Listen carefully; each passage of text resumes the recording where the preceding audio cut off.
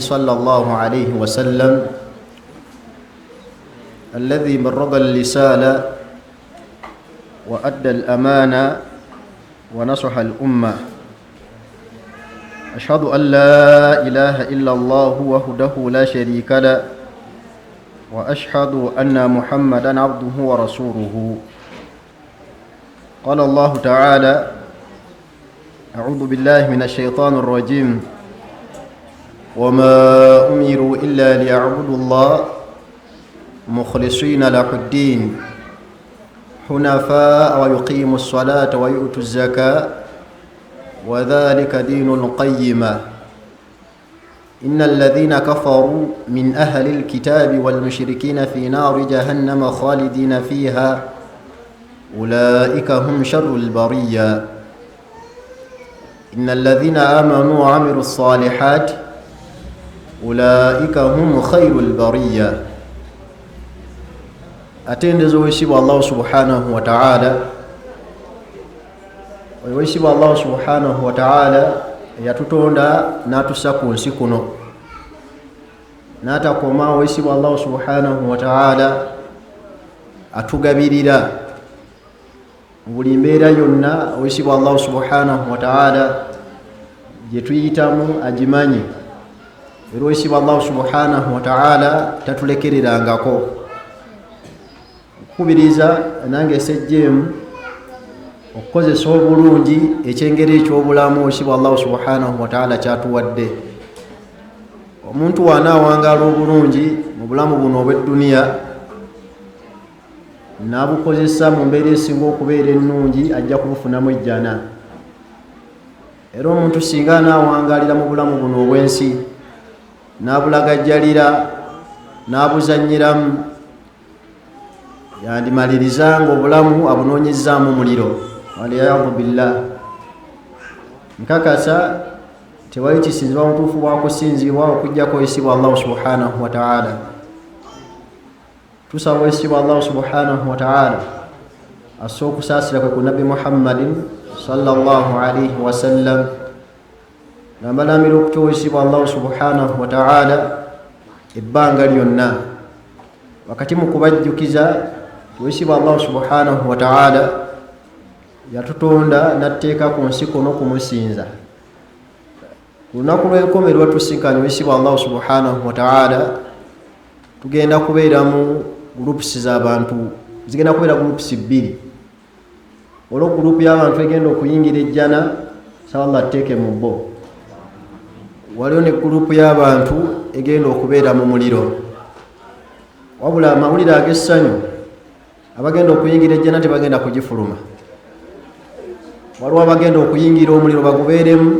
Allah abajjemu amala bayingisa ejjana mulimu ate abagenda okubeera mu muliro bagubeeremu lubeerera nga si bakuguvaamu abo nno be balifa nga bakaafu oba nga bashiriku nzizaako okwebaza abasiraamu mwenna abazze okusoma mu ddarasa eno na mwenna Allah basobozesezza okuva we twatandika mu January ne puroguramu efaanaganako bweti paka olunaku olwaleero nina ebyenyi by'abantu abamu bendaba nga at least mu ddarasa tayosa ddarasa nga 2 oba 3 eddarasa zino zetuteekateeka nga abeeramu kitegeeza nti abantu mwagala okusoma eddiini yammwe wabula kyakabenje okubeera nga osomye omwaka mulamba nga twatandika January twatandika naawe paka olwaleero eddarasa esembayo mu guno omwaka nga tolina kyoyizeemu oba nga tolina kyokyusizza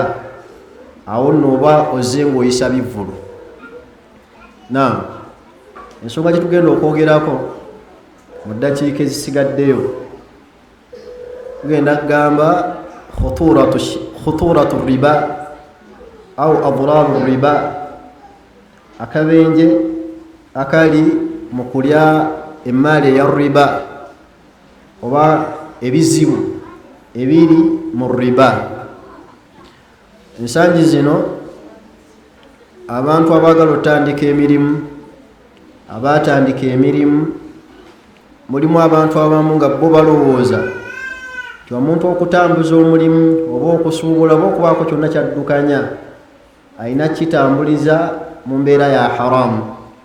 Buli muntu ali wano ekigambo kitwaganda wazenye ekyalooni nga omugwe mwotambulira nga bwoti bw'owangaala bino ebizibu wammanga bitugenda okwogerako byolekera. Okusookera ddala oyisibwa Allahu subhanahu wa ta'ala yaziyiza kubakkiriza okubeera nga bawangaalira oba okubeera nga bakozesa emaali eya riba.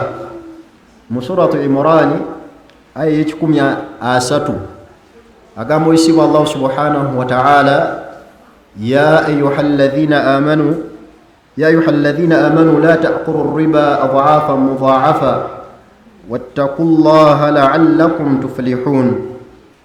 Yagamba oyisibwa Allahu subhanahu wa ta'ala ya ayyuhalladhina amanu abange mmwe abakkiriza la ta'kulu riba temulya emaali ya riba, yani temuwangalira mu riba. Oyisibwa Allahu subhanahu wa ta'ala okututuzizaako riba.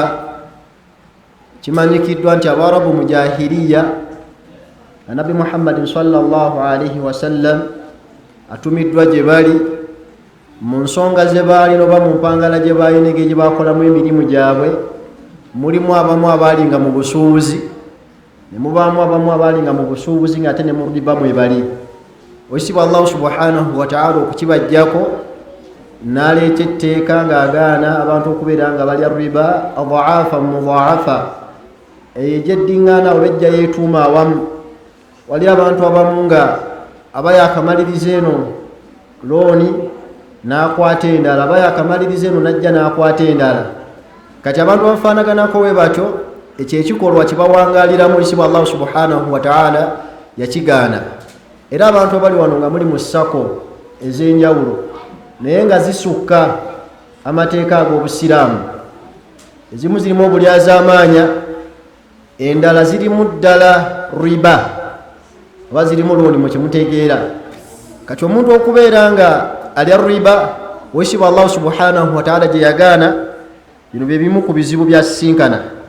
Ekizibu ekisookera ddala mu bizibu ebiri mu kulya riba oba omuntu okuwangaalira mu mbeera eya riba, anna riba, mazima riba eyo gye mulaba oba mazima omuntu okuwangaalira mu maali ey'okuwoza okw'okuzaamu, okuwoloka okuzaamu, min al akbaru al kabairi, zambi mu mazambi amanene. Mu bufunze omuntu okulya riba aba agudde oba aba akoze zambi mugamu ku mazambi amanene, oba min al muhlikati, zambi mu mazambi agazikiriza. Kati amazambi oyisibwa Allahu subhanahu wa ta'ala yagatwewaza, yewaza abantu bonna okubeera nga bawangaalira mu mazambi.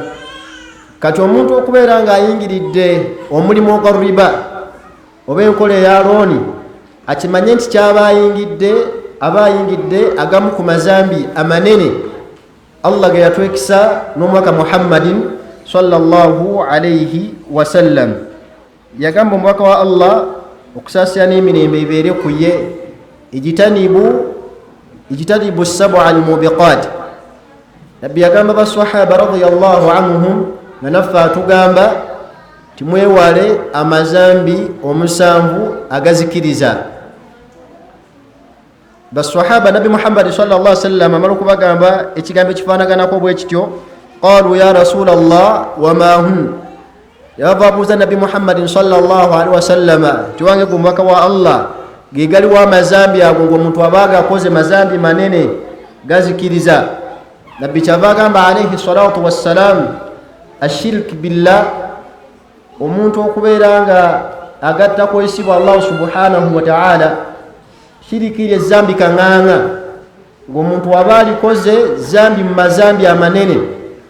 Nabbi kyava agamba alaihi salatu wassalam ezambi eryokubiri wasihir, n'eddogo, wa qatilu nafsi allati harrama Allahu illa bilhaq, n'okutta omwoyo gwonna Allah gwaziza okubeera nga guttibwa, wa akiru riba, nabbi Muhammad sallallahu alaihi wasallam kyava agamba nti n'okulya riba kyenyagadde mu hadithi eyo nabbi okulaga amazambi amanene yalaga nti omuntu okubeera ng'alidde riba oba omuntu okuwangaalya mu riba aba akoze ezambi nga ddene bwatyo nabbi wagamba alaihi salatu wassalam kati ekisa basahaba radiyallahu anhum naffe okubeera nga tuwangaala mu mbeera efaanaganako bwetyo lwa nsonga nti atwagaliza bulungi kati okumanya riba zambi mu mazambi amanene kimanyikiddwa nti obwenzi zambi mu mazambi amanene era Allah liyatwewaza n'omubaka Muhammadin sallallahu alaihi wasallam naye okumanya riba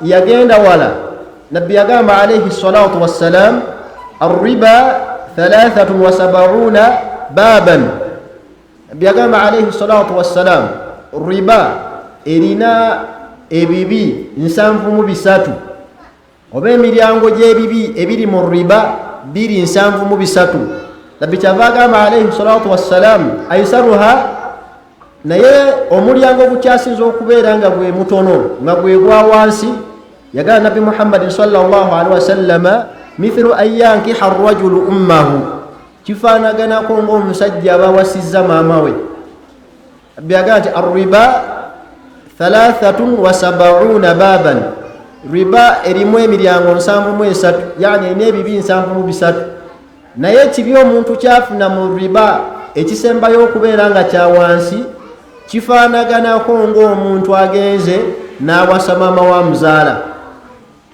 okuwasa mu busiraamu oyisibwa Allah subhanahu wa ta'ala tulaga abantu betuwasa n'abantu betutawasa naye buno obwenzi bwa mirundi 3 omuntu singa abukola bubi busukka kubi oyisibwa Allah subhanahu wa ta'ala kuba yateeka ku bwenzi obusigadde ng'omuntu okugenda eri nnyina amuzaala ng'omuntu okugenda eri mwannyina bwe bagatta maama ne taata n'agenda n'amuwasa oba omuntu okubeera ng'awasa mukanneiba we obwenzi bwonna bubi naye omuntu singa akola ekimukwe oba singa ayenda omu ku abo abasatu obwenzi bw'aba akoze buba bunene naye nabbi Muhammad sallallahu alaihi wasallam yagamba nti ate akoze ekyo ali yaddeko okusinga omuntu alidde ki omuntu alidde riba mu hadithi endala nabbi kyava agamba alaihi salatu wassalam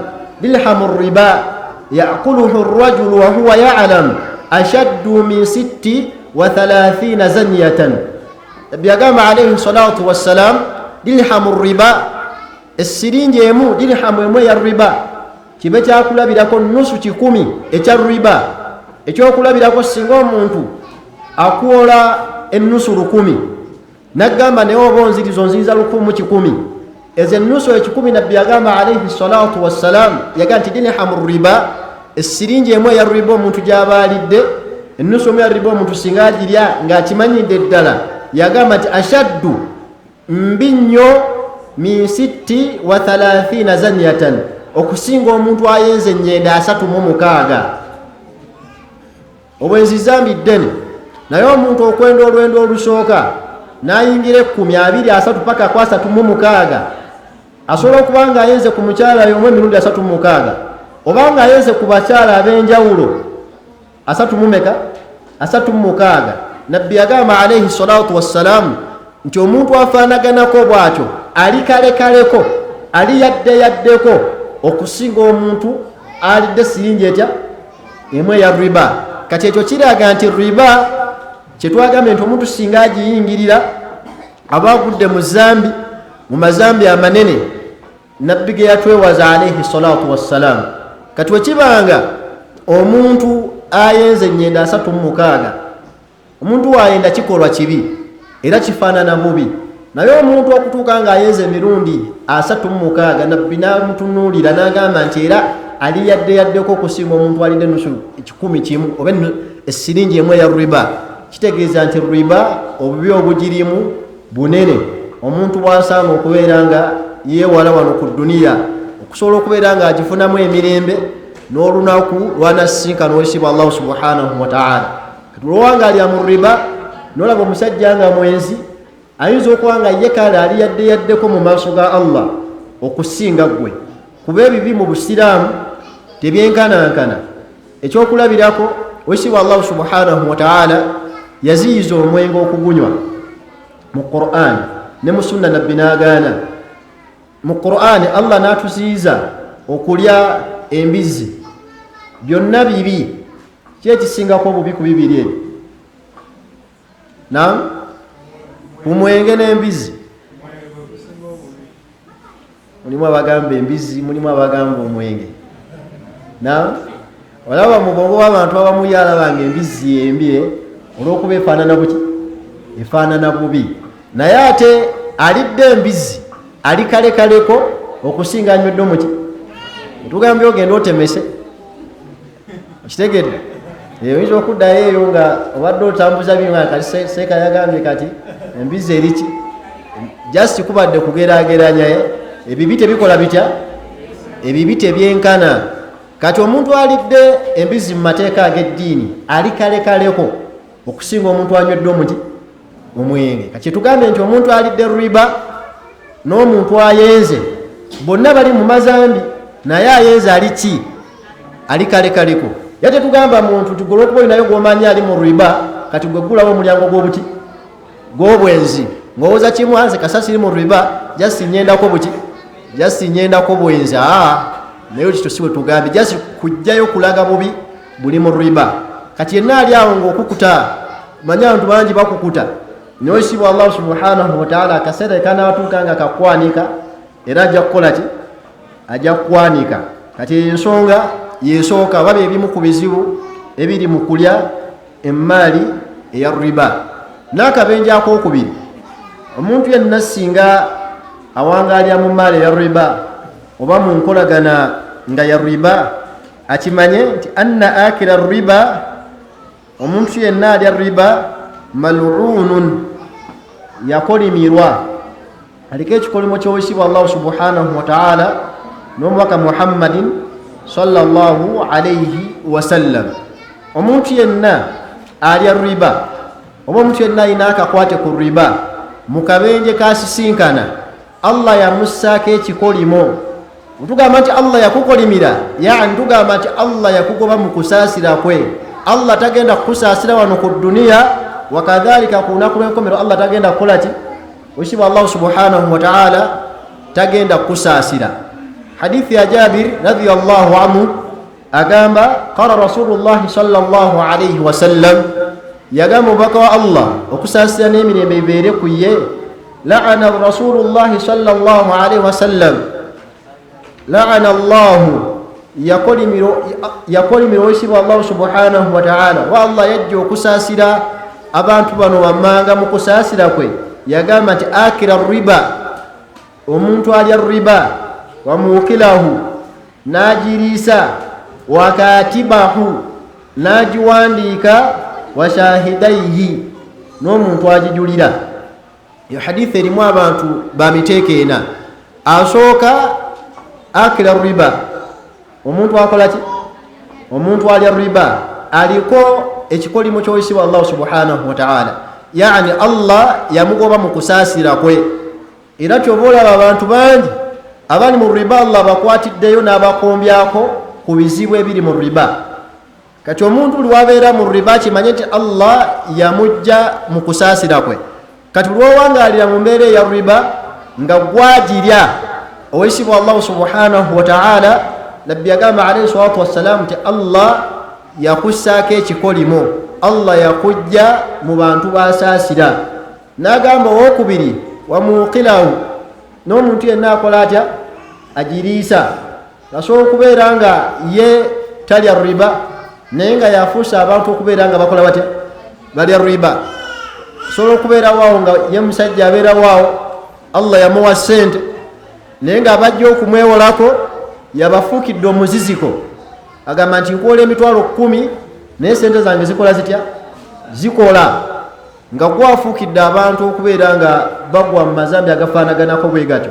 Kati wekibanga gwe ayambako abantu okubeera nga balya riba, nawe isi wa Allah subhanahu wa ta'ala yakussaako ekiki? Ekikolimo. Era baganda baffe abali wano, omuntu okujja mu maaso go nga azze kwewolako, nagamba nti mpolayo emitwalo 10, mpolayo akakadde k'essente, mpolayo miliyoni 5. Omuntu ebiseera ebisinga wajja okwewola abatali bulungi. Ate gwe okumubinika n'omugamba nti bw'obozza mu miliyoni 5 komyawo emitwalo 5 oba 5, kitegeeza nti oba omukalubiriza. Abasiraamu nsaba mukimanye nti bw'oba owola ng'olongoosezza enniya, kuba buli w'owola olina empeera gy'ofuna ey'okuyambako omuntu akoze atya azitoowereddwa. kuba omuntu agenda okujja gy'oli ng'alina ewagaanye mu bantu b'ekitiibwa Allah subhanahu wa ta'ala be yeeyama okubeera ng'agenda kubayamba oba ng'agenda yingira mu nsonga zaabwe, be bantu abayingira mu bizibu by'abantu abalala. Omuntu wajja gy'oli ng'azze kwewola, muyambeko buyambi, omuwole atambule agende. Ekyokubiri, omuntu ono ne waba akulyaza amaanyiza n'ogaana omumusonyiwa mu bulamu buno obw'edduniya, ku lunaku lw'enkomerero mugenda sisinkana. Naye abantu balowooza mbu wateekawo obulippo, wakutiisatiisa mbu nkuwola ssente zange singayo kino, oba ogenda kuzza bwezi alowooza mbu omuntu wanaatya akola atya amusasule. Mulimu abantu abamu nga asula b'ekikula kyabwe si basasuzi, nga omuwola yalabira ddala obanga akoze atya, yalabanga gwe aba amuwadde obuwi. Kati toyonoona mpeera, yambako buyambi muntu omuwole. Allah waba akusaasidde akomyewo akasente, waba agaanye omubanje, wagaana okukusasula ne mugaana okwesootinga wano ku dduniya, ku lunaku lw'enkomerero mujja kukola ki? Mujja kwesootinga. Kati abawola mukimanye nti okuwola gumu ku mulimu gw'ofunamu ki? Empeera. Tokalubiriza muntu kumusindiikiriza kubeera ng'agwa mu looni, kubeera ng'agwa mu riba, olw'okuba azze nga alina ebizibu by'ayagala. Kati abaliisa riba nga gw'oliwaawo gwasindikamu abantu awagaanye gwabawayo ku kasente, naye nga mukuzza ssente olinako empeera endala gy'okola otya, gy'osabirako kabenje kanene. Owokusatu nabbi gwe yagamba alayhi salatu wassalaamu akatibahu, ye muntu yenna akola ng'omuwandiisi. Naam, nga abantu bwe baba bagenda okwewola, gwabeerawo ng'omuwandiisi, gwawandiika endagaano. Era wano wayingirawo abantu bangi mu guno omuteeko oba mu kino ekigambo, muyingiramu abantu bano abali mu offices oba abali mu mabanka, abali mu sekita ya looni, nga muntu ali awo ye loan manager yeebuuzibwako. Era abantu abamu obutamanya nti riba zange, waliwo abantu betusaanawo muno mu masijidi ng'ayambadde ka reflector ask me about loan, oba ng'ayambadde aka reflector loan manager ng'alowooza wa kitiibwa nnyo, naye nga yeetimbye ezambi ku mugongo ate atambula yennyumirizaamu. Kati omuntu okubeera mu ka office oba kasako konna nga gwajjuza empapula ezo, gwayambako abo abantu, na bwe kasiya byonna gwateeka mu buki, mu buwandiike. Bwe tugamba okuwandiika, mulimu bano ababeera kugana amapeesa we batye, bo balowooza tugamba kuwandiika kwaki? Kwa peeni. So nga ne kuno nako kukola ki? Nako kuwandiika. Kubanga oyinza okwegeziwaza mbu nze kasita ntayipinga butayipinzi siwandiika. Yake n'ekyo nakyo bakitwala nga kiki? Nga kiwandiiko. Kati omuntu yenna gwe wabeera mu mbeera efaanaganako bw'ekyo, nga olina w'okola, omuvubuka ali wano, omusiraamu ali wano, nga gwe mulimu gw'olina, ogwo mulimu guli haramu. Kuba Allah tagenda kussaamu mukisa. Kati ogenda kukola emyaka gyonna, okole mu banka, okole mu looni zonna, naye ng'ebirungi by'ofunayo tokola otya? Tobirabako. Oba kale Allah asobola obbikuwa wano ku dduniya n'obirabako, naye ku lunaku olw'enkomerero teri yagenda kuyingira jjana oba muliro, okuggyako nga Allah amaze okukola ki? Allah amaze okubeera ng'amubala. Buli muntu Allah agenda muyingisa ejjana ng'asiime nti kituufu ndi wa mu jjana, oba Allah amuyingisa omuliro nga naye mwennyini asiime nga yeekakasaako nti kituufu nti ndi wa mu muliro. Kati omuntu yenna buli waalya riba, emmaali yonna eya riba, kimanye sole omuntu lwabeera nga gwe muwandiisi, gwe treasurer, gwakola atya, ekyo ekibiina kye mulimu ekyo, gwawandika maama gundi atutte emitwalo 600, naye waaliba akomyawo 602, n'okola otya? N'owandiika. Allah naawe yakugoba mu bantu bakola atya? Basaasira. Kati yenna alina ogwo omulimu nga gw'obadde okola, ng'owuli oyagala okusinkana Allah ng'oli bulungi, ng'owuli oyagala okuwangaalira ku dduniya kuno ng'oli bulungi, riba gireke. byonna birimu okubeera nga birimu akakwate ne riba byesonyiwe kuba ekibonerezo kya Allah wekinaaba kijja naawe tekijja kukuleka. Kisobokera ddala omuntu okubeera nga akola mu ssako oba okubeera nga ayina ekitongole kyonna kyakolera nga kya looni nga ye nga ye omuntu sekinnoomu looni takola atya tagirya naye embooko zivaawa kujja nga gwayambako abakola batya abafuna. Kati n'asembayo yagamba nti washahidaini n'ababeerawo ng'abaki abajulizi gwe yeeyimirira abantu gundi waba agenda mu banka okimayo miliyoni 10 bamutumayo abantu abagenda okukola ki okumweyimirira. Waba agenda mu ssako bamutumayo abantu nga naawe ojjayo omutwe ng'otambula okola otya otambula ogenda. Ekibonerezo kya Allah we kiba kijja naawe tekikutaliza. Ekyokulabirako bamanerenda oba abantu bonna abagaba looni abayambako abantu ne babawa looni we banoonya omuntu ono eyafuna looni nga yadduka ani gwe baddako okunoonya wangi eyamweyimirira gwe bakola batya golowooza Allah nawe ku kiyama agenda kukuleka. Kati abantu bangi mulimu abantu abakaba amaziga ng'emmaali yaabwe egenda nga ye teyalya riba wabula yakola ng'omuki ng'omujulizi gwe yayambako okweyimirira ye yasikamu yagenda ye n'asigalawo kati nga banka ye gwe yakola etya gwe yanyweza. Ero n'abantu b'osanga ng'alina looni gy'asasula nga si ye naye ng'akabenje kaliriddawa kweyimirira muki kweyimirira muntu. Kati bw'otegeera omuntu yenna nti agenda mu ssako oba mu banka yonna ng'agenze kuggyayo ssente nga za looni weeyambe tokola otya tomweyimirira kuba ekibonerezo ky'owekitiibwa Allah wekinaaba kijja naawe yakola ng'omujulizi ogenda kujja.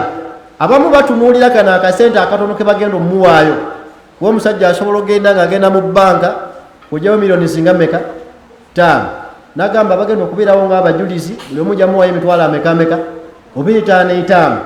Kati bambi musajja watu n'atumira emitwalo 5 egize nga gyakumukeeka kumbe mu maaso ga Allah yeegobako okusaasira kwani kuweesibwa Allah subhanahu wa ta'ala. Kati omuntu alya riba n'agiriisa n'abeerawo ng'omuwandiisi gwa processing empapula era bagamba muyite gundi emuwandiisi omuki omulungi naawe abeerawo gwe ng'omujulizi nammwe abafaanaganako batedde nga temulidde riba oweesibwa Allah subhanahu wa ta'ala yabagoba mu kusaasira kwe. Naam, ekyokumeka ekyokusatu akabenje akokusatu akali mu kulya ki akali mu kulya riba. Naam, anna akila riba muharabun lillahi ta'ala.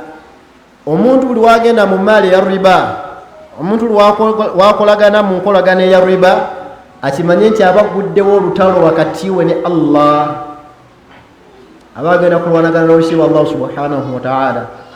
Abafa omuntu lwasalawo n'agamba nti kagende mu riba mu maali eya looni n'ebigifaanaganako weebityo buli lwokikola oba oguddewo omulyango ogw'okulwanagana ne Allah n'omubaka Muhammadin sallallahu alayhi wa sallam. Yagamba ekitiibwa Allah subhanahu wa ta'ala ya ayuha alladhina amanu ttaqullah wa dharu ma bakiya min arriba in kuntum mu'minin. Oweekitiibwa Allah subhanahu wa ta'ala kati abange mwabakkiriza mu kyoweekitiibwa Allah subhanahu wa ta'ala mulekeyo n'emmaali ebesigadde mu riba bwe mubanga mukakasa nti mutyo oweekitiibwa Allah subhanahu wa ta'ala. Allah kyava agamba nti fa in lam taf'alu we munaagaana okuva mu riba fa'dhanu biharabin min Allahi wa rasulihi muba mulangiridde olutalo wakati wa Allah n'omubaka we Muhammadin sallallahu alayhi wa sallam. Allah yagamba nti omuntu anaagaana okwekomako okuva mu maali ya riba nga bwatyo bwakolagana abaguddewo omulyango butereevu okulwanagana n'oweekitiibwa Allah subhanahu wa ta'ala. Kati weetunuulyemu musiraamu gwe ozitowa ki mu maaso go eri Allah subhanahu wa ta'ala nga bwe bakuyimiriza omusirikale mu maaso oyagala kwefukirafukira just omusirikale akutte ekigala ky'emmundu naye butya nga bagamba nti oguddewo olutalo wakati wonaani ne Allah. Era kyoba olaba bagenda mu maali eya riba mu lutalo ne baggulawo n'oweekitiibwa Allah subhanahu wa ta'ala teri yaluwangudde. Omuntu eyasinga amaka eyasinga bizinesi eyasinga ekidduka Allah wamuwangula kikola kitya kigenda tekisobola kusigalawo. Ennyumba z'abantu ze mulaba ziwandikiddwako backers property, ennyumba ogisanga eriko house for sale ne babisazaamu, ogenda okuddako not for sale, ogenda okuddamu gitunwako house for sale. Kati bali abo bakola batya? Abamu balwanagana ng'oggyeko ebyekibba ttaka, naye mubaamu abamu nga ekibatuusiza ku ddaala eryo yapakuka n'agenda mu maali ya riba. Kati Allah waba akusaasidde ng'olina kyakuwadde mu byenfuna, topakuka kugenda mu riba. Wonaakikola n'oggulawo ogwo omulyango gwogguddewo okulwanagana n'eyakutonda Allah subhanahu wa ta'ala, togenda kumuwangula Allah. Singa mufunayo chance ne munoonyayo ku bantu nga baaliko mu riba ne bafuna okwebuulirira, mulimu abamu nga waabanyumya alaga talinayo kizibu kyali asanze nga lunaku lwe yagenda mu sente za riba oba mu maali ya looni, nga emirembe gyamuggwako. Kuba asulani omuntu lwagenda mu riba taddamu kutebenkera mutima. Olaba omuntu munno, musiraamu munno akuwola ogumu ebbiri nagamba nkuwadde ennaku mmeka? 3. no imuyingira olwokuna ng'ogumu ebbiri togulaba, naye nga gwomulaba kuswala omutima gukola gutya? Guceekeera. Wate ate abantu abali mu riba era kyova olaba abantu abamu bagwa eddalu. Hatta nekyo ekigambo nabbi yakyeta sallallahu alaihi wasallam kati abantu singa tebeekomako kulya riba mu bizibu Allah byagenda basindikira aljunun, eddalu. Abantu bagwa eddalu, osanga omuntu nga yeyogeza yekka, naye nga kimweyogeza yekka atambula wasongasonga bw'ati, abalala ebintu tebikola bitya? Tebikutuka. Abantu bakuba emiranga eyo mu mabanka ng'alaba ekintu kigaanye, amaka gakola gatya? Gagenda. Kati eyo pressure gy'owangalirako eyo Allah wakwagala awo. Wagana okugumiikiriza Allah yenaakola atya? Allah n'akwekwatirako. Kati yenna eyaggulawo omulyango ogwa riba kimanye nti oguddewo olutalo wakati wonani n'owekitiibwa Allah subhanahu wa ta'ala. Hatta kweyo aya Ibn Abbas radiyallahu anhuma Allah basiime yagamba nti ku lunaku olw'enkomeero owekitiibwa Allah subhanahu wa ta'ala agenda kugamba abantu abaalyanga emmaali ya riba, agenda bagamba hudhu sirahak, agenda kubagamba nti kwata ekitala. Allah agenda kugamba nti kwata ekitala olwanagane nani? Ne Allah subhanahu wa ta'ala. Naye gwe ofaanana ki gwe misikini? Kati buli omuntu wagenda mu riba akaakabenje kanene kooba okuguddewo, kuba olutalo lw'okuguddewo tosobola kuluwangula, kuba abantu batya okuggulawo entalo wano mu bulamu obw'ensi ng'akimanyi nti gundi oyo alina kyansinga, naye yeesonyiwa naga sijja mumutambaala. Naye watya Allah yatutonda n'atteeka ku nsi kuno, Allah yatutonda nga yatugabirira, yamanyiddira ogenda okuva mu bulamu buno obw'ensi, ogenda kumusisinkana obufaanana otya gwe musajja gwe oba mukyala gwe. Kati akaakabenje buli muntu yenna alina okubeera nga akeewala, okubeera nga tagwa mu bizibu byawakitiibwa Allah subhanahu wa ta'ala. N'akabenje akalala era kali mu kulya emmaali ya riba, agamba owekitiibwa Allah subhanahu, yagamba muallif yagamba nti omuntu yenna alya riba, nti anna akila riba, mazima omuntu yenna alya riba yubath yawma alqiyama majnunan, mazima omuntu yenna alya riba agenda kuzuukira ku lunaku olw'enkomerero nga mulalu, nga avudde eddalu. Kabenje kanene nga olaba omulalu wawangala mu bulamu buno obw'edduniya, ebintu byamukalubako otategeera kiddako. Wakadhalika n'omuntu alya riba Allah ayinza obutakukwatira wano ku dduniya n'akuleka, kuba mulimu ebamu Allah era baalese n'awangala bulungi mu bulamu buno obw'ensi, naye waliyo akaseera ak'olunaku olw'enkomeero wotagenda kudduka mu maaso ga wakitiibwa Allah subhanahu wa ta'ala okuggyako ng'omaze okusasula ekyo kyali kikubanjibwa. Yagamba owekitiibwa Allah subhanahu wa ta'ala alladhina yakuluna riba, mazima abo bonna abali emmaali eya riba la yaqumuna illa kama yaqumu alladhi yatakhabbathu ash-shaytanu min al-mas. Abantu abali emmaali eya riba, abantu abawangalya mu riba tebagenda kuva mu ntaana zaabwe, tebagenda kuyimirira ku lunaku lwa nkomeero okuggyako bagenda kuyimirira nga shayitaani abantu beekubye. Omuntu agenda kuva mu ntaana ye ku lunaku olw'enkomeero ng'alinga nga mulalu, nga tafaananikika, tamanyi kikiddako azungadde eno abantu bagenda eno byatambula opposite nga walaba omulamu mu bulamu buno obwensi omulamu talina program omulamu asobola okubeera wano wetuli n'agendako wali ewantoni mugenda owulira nti ate atuuse Lugazi nga kwegamba program yetakola atya talina kati nenayisa omulalu yenna gye yeeyisa wakadhalika omuntu yenna alya riba omuntu yenna wangalya mu mali ya riba bwatyo bwagenda okuzuukira ku lunaku olw'enkomerero lwaki Allah ayongerako n'agamba nti dhalika biannahum qaalu innama albay'u mithlu riba abantu abagenda okujja ku lunaku lw'enkomerero nga bazuukidde ng'abalalu Allah agamba nti be bantu abangi nga mu bulamu buno obwensi nga bagamba nti innama albay'u mazima okugula oba okusuubula mithlu riba byebimu nga wolaba riba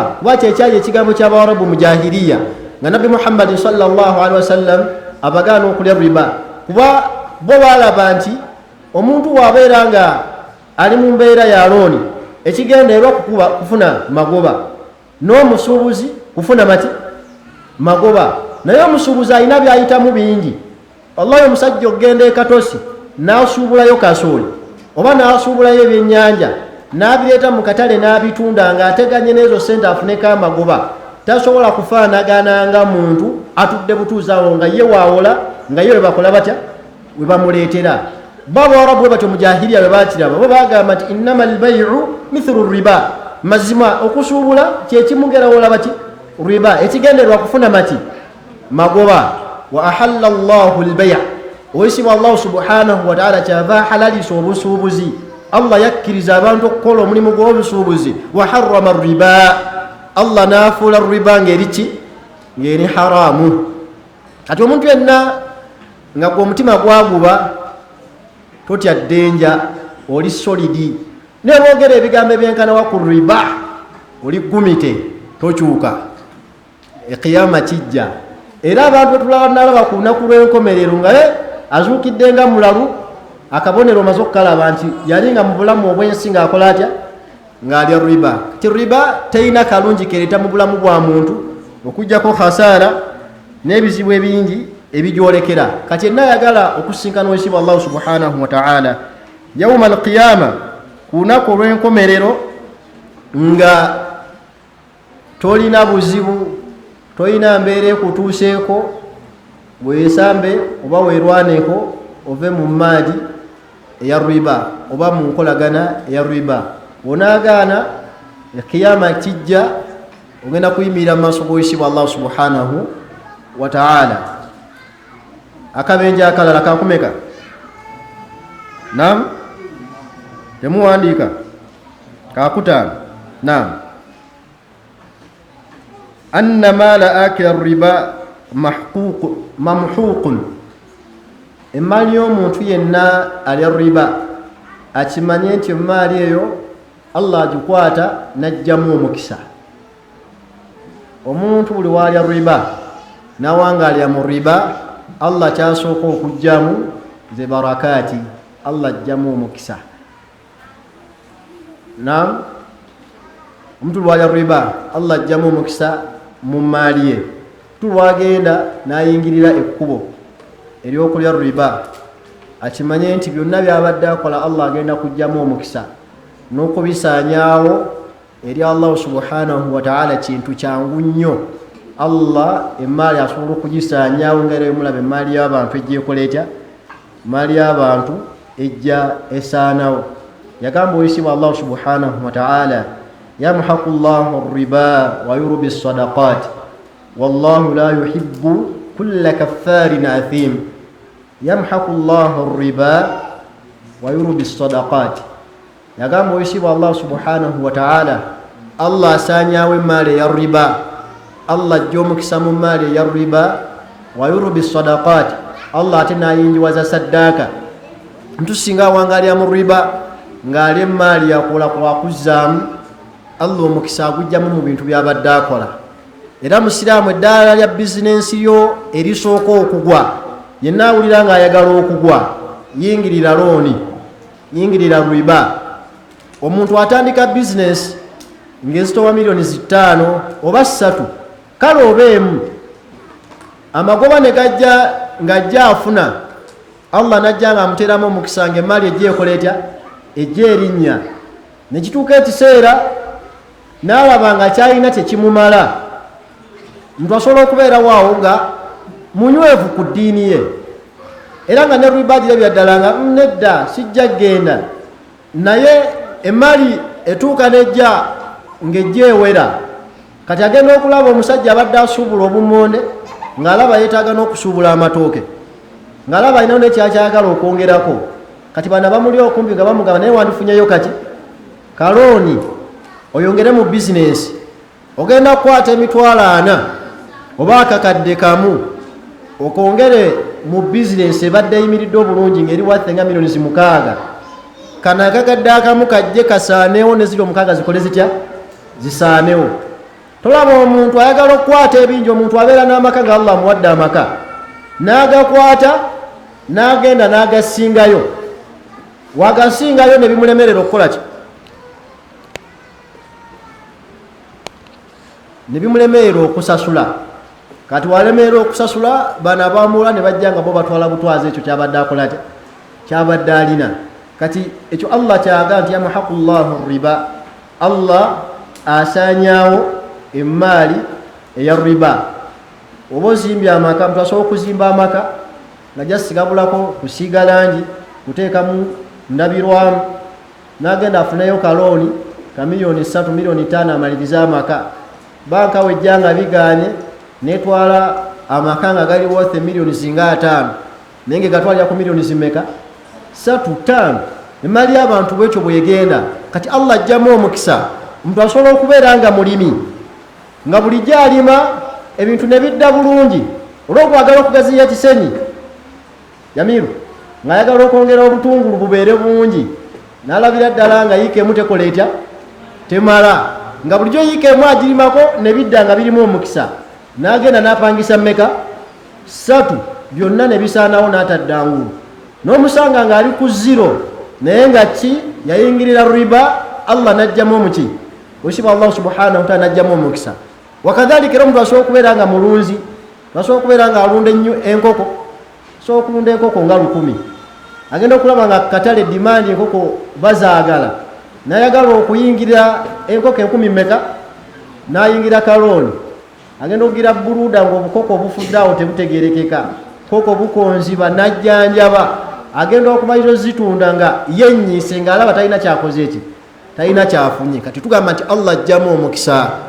Abakyala abali n'abaami abali wano, buli muntu ali wano ng'okukutira mu riba, waliwo abazirina ku busimu, twabeera wawo nga seka toteekako yateero simu lwakuba mbu yeerabira pini, era nze ekyo ekigambo omuntu wakyogera ndabira ddala nga muyaaye, weerabira pini. Omaze n'essimu emyaka 10 emyaka 5 plus, ogamba muntu oteekako yateero neerabira pini. Era wano ne mmala ngamba nti Hassan yankunganyiza amasimu wano tugakebereko ku bumeseji, osobola n'okubeera wano nga bakutereddeko nga baziteme, kati ofuluma oli munyiikaavu wakitasoose kunkubira. Era abantu abo kati obona apa sente sooka okole onkubireko, toteekako eno. Abamu balina eyo koodi muneerabira pini, nedda teerabira pini, akukuta alina kariba kakola atya katambuza. Ebyo byonna Allah abiraba. Waliwo wano abalina bu apu ku masimu, kati bo bakola n'amazambi gali aga 2. Waliwo bu apu obwo buwola ssente obwo, kati omuntu bakuyita kuluma akebolako emitwalo 10, jukira tebamulaba n'akadiriitinga n'akajjamu, naddamu nansoolinga akalala. Ebyo byonna obikola Allah akulaba era akulinze. Kati wano obbi abantu ate olidde n'emali nga yaki yariboganya okusasula. Kati ebyo byonna abantu byemukukuta Allah balaba era Allah balinze. Ekyo ekibiina kye mulimu mwe mukirabanga ekyokwekulaakulanya, nedda tumuwola emitwalo 10, kati seeka yene oba service fee y'ekibiina just yazaayo 15,000, ekibiina kisigale nga kigenda mu maaso, wazze 10 kidda mabega. Naam, naye abantu babeerawo awo balina obwo bugambo thimuthi looni, kuba ennaku zino abariba ababalooni bo bataayiza buli wamu, oba mujjaamu oli najja n'akapapula seeka kana akantu kangu, oba ku dduuka oli onokulaba muwalaze agiyita thimuthi ki looni, kati bagikuwola eri thimuthi n'ogisasula ng'eri rafu.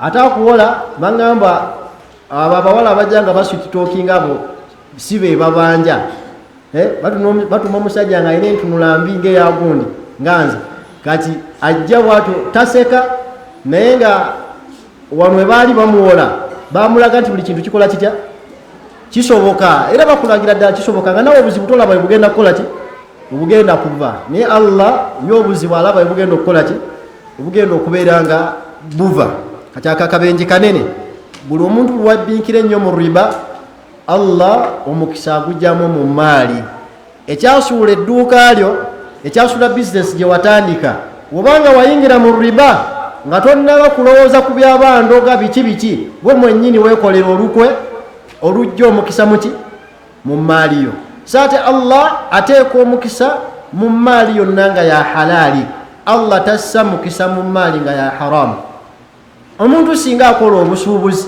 oba omuntu singa akola omulimu gwonna n'agukola ng'agukolera ku mazima ng'agukolera ku mateeka ga ddiini nga talina kirala kyonna kyayingizaamu owekitiibwa Allah subhanahu wa ta'ala amuteekeramu omukisa gwe ggulawo omulimu yitiriza mazima abantu bagambe ekituufu otunda masimu omuntu mugambe nti ekituufu essimu ngikoma emitwalo 40 tolayira nakulayira abasajja balayi wallahi nkuwanga seeka wange akakagambo kantama akuwanga seekawo yasingira ddala okukuba ebyo nkuwanga musiramu munnange kati gwe kozesa mazima woba otunda ne mukugula Allah ajja kuteekamu omuti omukisa amma onaagala okuyingirira riba oyingirire looni emaali gwe mwennyini ogitemerako ettaka ng'olaba kati gweyitiriza amazima mu kugula ne mu kutunda Allah ajja kussaamu omukisa amma bino byetupakuka wona ayagala ottayiza eno n'eno mu mbeera ya riba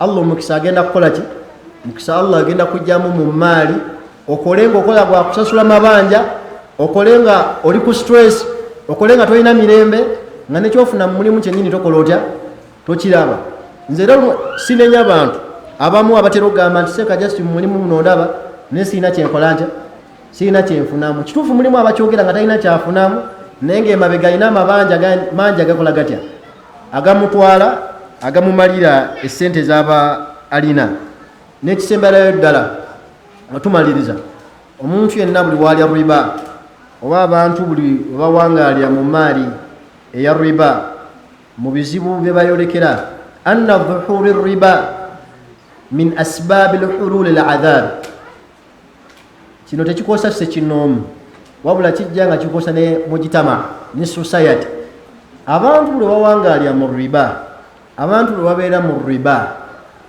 kituuka ekiseera zimu ku nsonga Allah zayisirizaako okukosa ekitundu oba okukosa ekibiina kyabaki ky'abantu abantu basobola okubeera nga bali mu kibiina nga mulimu abakkaanya mbubbo tebali mu nkola ya riba naye nga ekibiina kyekimu mulimu era bali mu nkola nga yaki ya riba kati ekibonerezo kya Allah we kinaaba kijja Allah tagenda kusosolamu ono Allah agenda kukukwata naawe asobola okukutwalira mu bantu abafaanaganako bwe batyo kati abantu abawangalya mu riba olumu batukosa notukosa mu society olumu ne tusasula emisolo mingi ng'ekisasuza emisolo mulimu amabanja g'abantu ge tukola tutya ge tusasula kati musiraamu abantu ffenna ogenda tuddawo ku lunaku lw'enkomerero kuba mulimu abantu bamu wallahi mu duniya wano nga tusasula mabanja gaabwe ffe ge tutaalya bo balowooza ku kiyama mu Allah agenda kubaleka bulesi bayingire ki ejjana wabula nammwe Allah agenda kutukwata nammwe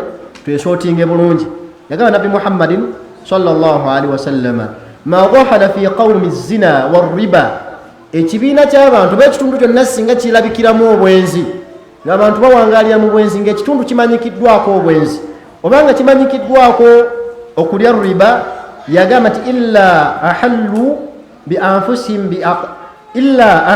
anfusihim iqabillah ekibiina ekyo oba abantu basobola kuwangaala okujjako nga ku myoyo gyabwe okujjako nga mu bulamu bwabwe balina ebibonezo bye bafuna okuva eri ani Allah subhanahu wa ta'ala hatta ne mu hadithi endala mu makulu ga hadithi nabbi yagamba alayhi salatu wassalam singa omuntu awangaalya mu riba zimu ku nsonga ezireeta eddalu nga era twakyogeddeko singa ekibiina ky'abantu kiwangaalira ku bwenzi zimu ku nsonga ezireeta okufa abantu okutiŋŋana basobola okufa olw'obulwadde oba abantu okwetema ebiso lwansonga yabuki yabwenzi. Kati riba abagirya tekoma kukosa bobo kabbo nga abagirya, wabula esobola n'okutwalya mufu abakoze batya ababaliraanyi waliyadhu billah. Nsaba Allah atukingirize era atutaase.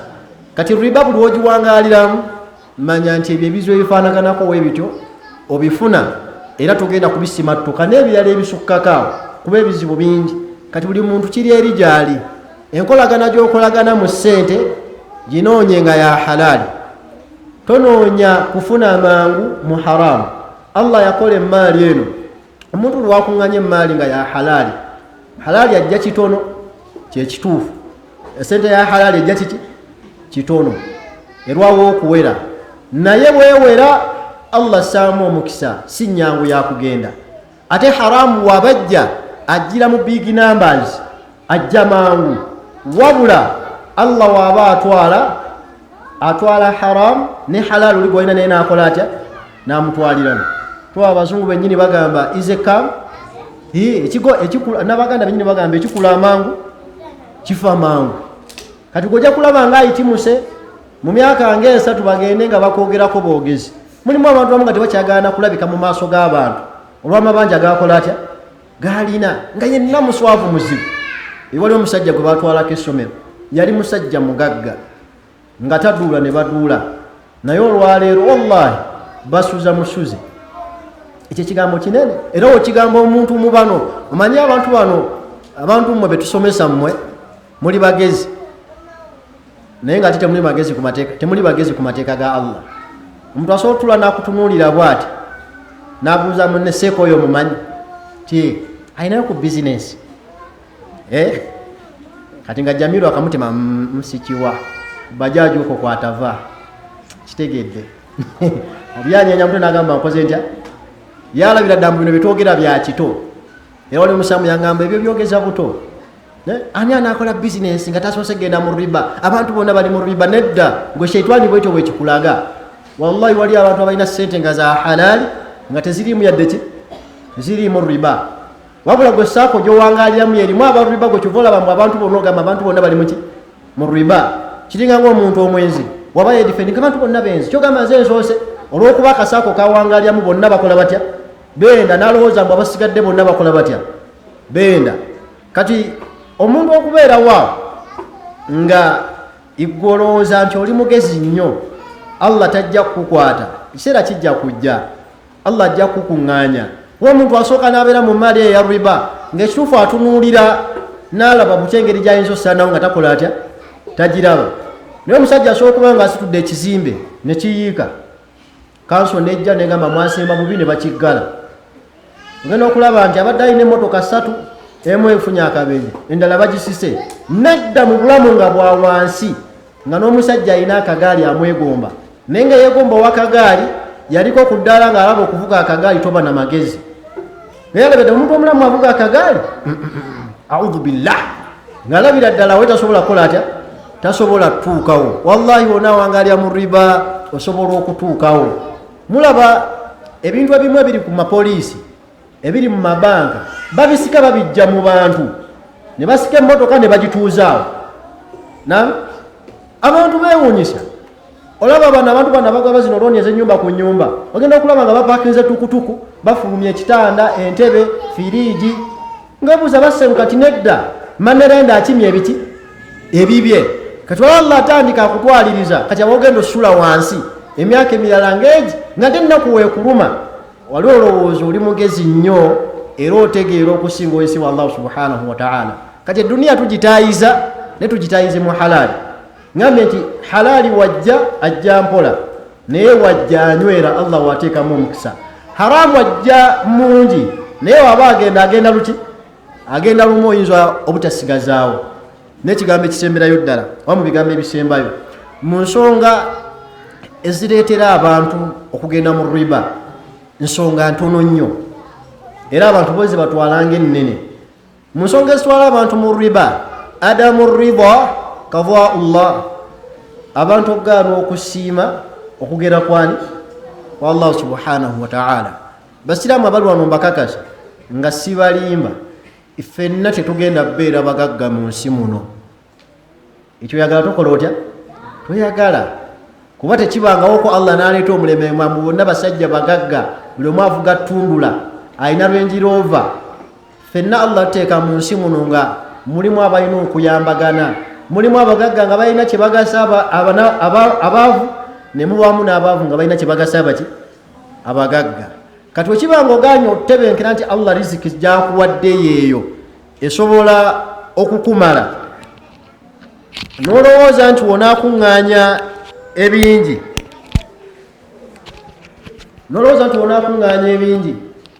wojja okubeera omugezi ekijja kusoboka. Katusiime Allah kyaba atuwadde. Abantu okugaana okusiima, abantu okwegombagomba ennyo. Olaba waliwo abantu abamu olwaleero nga balina ago amasimu nga ga looni, naye musiraamu mutuukira okukwata essimu ya looni ng'oba ogudde value. Bugambye mulimu abantu abamu nga ku makya bamusalako, era omukubiraawo nga teriiko. Kati oluddako nga omanyi babadde bagizeemu awo ebyuma by'abazungu, gamba abalooni babadde bankuttemu. Naye kati ottunka abavubuka, ottunka na looni, osasula ssimu. Abantu gye baliwe batyo, ng'ekyakimuleetesa kwagala kufitinga mu society n'abantu bakola atya, bawangaala nabo. Manya ennaku yo, buli womanya ennaku yo owangaala bulungi mu nsi muno. Wotona batuuka kwata ssimu gy'olaba nti eriko, kwata eyo eriwo. Kwata akasimu nga katono bwe kati, naye nga okafunamu emirembe. Naye kati olina essimu ya looni, oyagala kwambala ngoye ku looni, kati kwegamba olina oli mu looni muki? Oli mu looni mwereere. Kati looni eyo gye twagala okwasaganya ebingi ebyo bigenda tuleetera ebizibu. Tusiime Allah kyatuwadde. Buli Allah kyakuwadde ye Allah alaba nti kyeweetaaga mu bulamu bwo. Allah kyatannaba kuweeta laba nti okirinako omugaso, gwe gwalabanga nti okirinako omugaso. Katusiime wekitiibwa Allah subhanahu wa ta'ala kyatuwadde.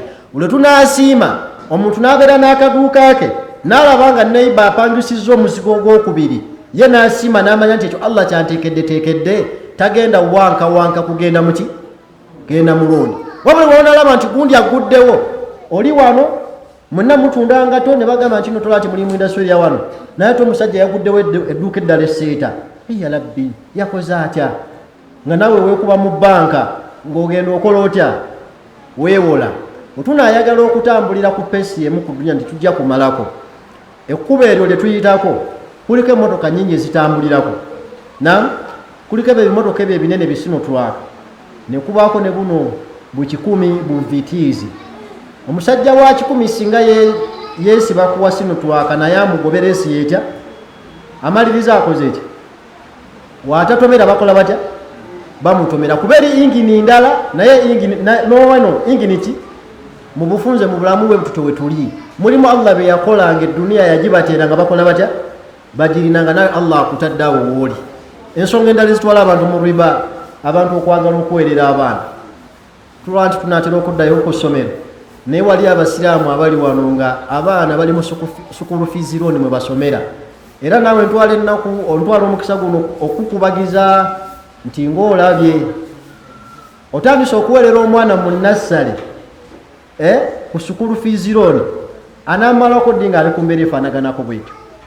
Kyetwagambye nti Allah ajja omukisa mu mali ya riba, teriyo kijjisizza mu kusoma nnaku zino mukisa nga baana kubeera nga basomera mu ssente nga za looni.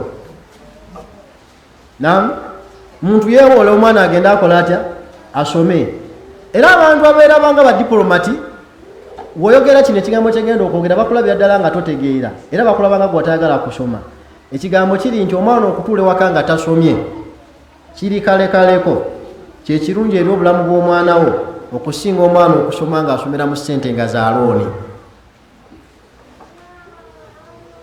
Naye abantu bali eyo, nze gola baseeka ndeeta obuukana lw'abaana, kati nali nakajjayo looni owa senior 6 kati ate waliwo wa university amaliriza guno omwaka. Kati omusajja atuuka nga ne byayogera takola atya? Tabitegeera. Naye musiraamu oweeredde omwana ku sukulu fees loan ng'amagezi gakugamba nti omwana ono agenda kusasula looni eyo, era kyobulaba abazadde abamu bamaliriza bakyaya abaana baabwe nga tibaagala nakubatunulako. Nsonga ki? Omwana oyo seeka namuteekamu ssente zange, naye talina kalungi kakola atya? Kampa. Nze golaba nze nina amabanja mu bulago lw'oyo omwana.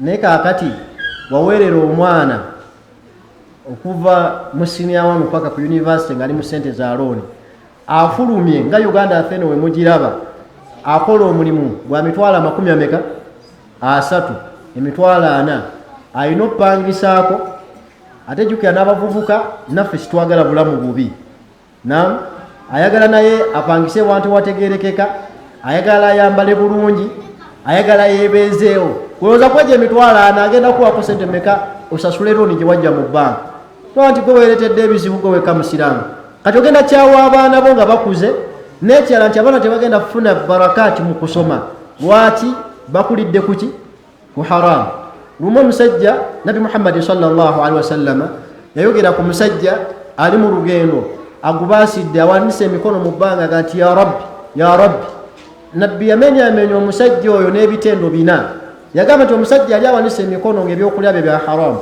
ng'okulya kwe kwa haramu okwambala kwe kwa haramu waghudhiya bil haram nga n'okukuza yakuzibwa kuki ku haramu nga nabbi abuuza fa anna yustajabu la fanaganako bwatu Allah ayinza kumwanukula atya yakulira mu haramu Allah kiki kyagenda omuwanga kirungi gyali kati be baana obulamu bwe bayitamu n'olumu abaana bagaana otutegeera bye basoma mu kibiina era lwa ssente zaki za looni Allah ajjamu omuki omukisa omwana byasoma nga talina yadde kyakola ki talina yadde kyabifunamu kati ezo ensonga n'ebirala by'omanyi ebisingako awo bitwale nti bikulu eri obulamu bwo okulaba nga weesamba akantu konna akali mu looni abakyala kano kammwe abakyala mu abasinga okubeera mu bibiina osanga omukazi nga ali mu bibiina nga 6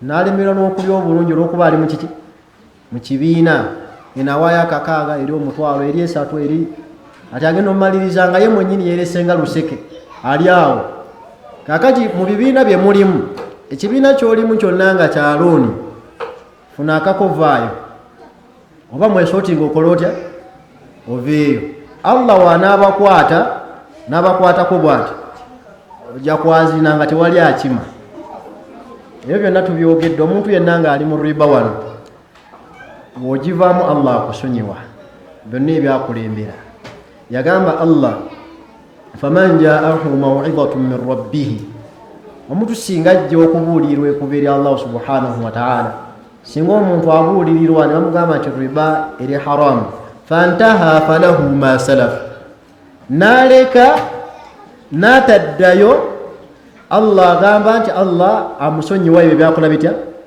ebyakulembera ng'obadde wano ng'oli mu riba oli mu looni weweenenya n'obivaako Allah mweteefuteefu okukusonyiwa ebyo byakola bitya ebyakulembera wabula Allah agamba nti wa amruhu ila Allah wabula ensonga zozisigala ziri eri ani Allah subhanahu wa ta'ala Allah kyava agamba nti waman aada yenna anaaguguba yenna anaagaana nga bamugambye byonna ebibi ebiri mu riba ebiri mu looni naga nti jasi ebyo bigambo bugambo nga bagundi bagira nga ne bagundi kyagamba bagundi nga ye alinayo abalungi baalaba oba bagagga baalaba nti bali mu looni kati Allah agamba nti waman aada yenna anaabeera solidi anaakaluba omutima nam yagamba Allah fa ulaika ashabu nnar hum fiha khalidun omuntu afaanaganako bw'ati wonaanywerera mu looni nga oginywereddemu Allah n'akujjulula ng'oli bw'otyo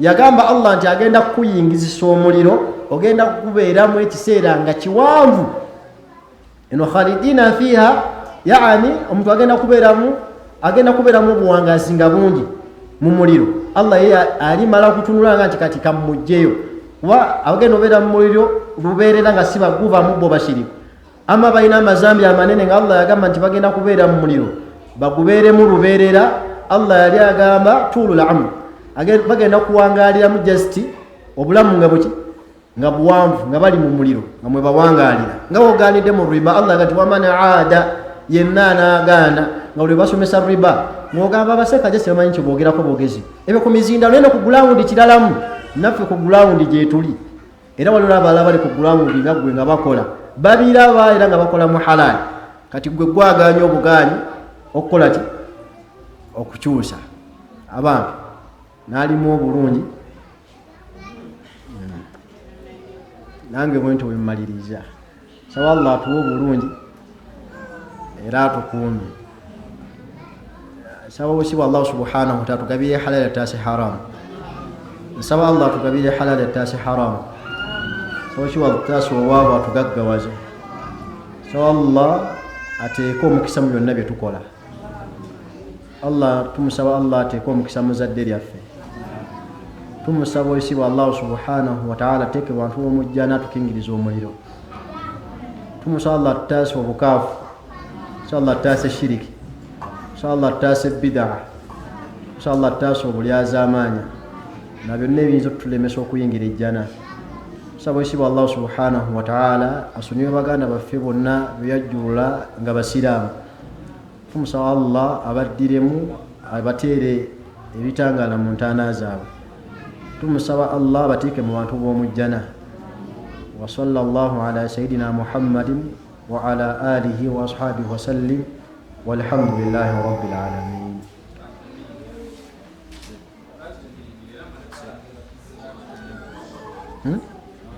Alaikum salam.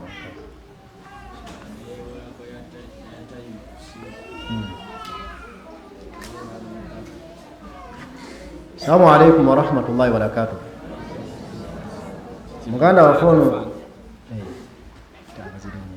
muganda tika akantu kuba bibotima uli bugu munaiririwa. Muganda wa fono abuuza okwewola airtime ku simu naye baruiba iye kuba kyewowoze si kyokolotya si kyoza sasula era mulimu era abasiramu nga bakukuta omanye Airtel nayongezi okuba oba tolinaako sente ne bakulekerera kalika notification nti funayo 2.5 kuki ku looni naye oba osasula obaako ne kookolotya koyongeramu. Kati enkola yonna ng'erimu okuwola nga oba osasula ekisukka ku kyewawolebwa ye looni yennyini ewedde emirimu. Oba ndegerekese abali wano nsaba mu Katwala abalina amasimu nga weewola airtime ku ssimu naye looni ewedde emirimu. Ng'era abeewola abalina sente ze ezaweewole ku layini eza Airtel oba ez'MTN naye looni ewedde emirimu. Naam.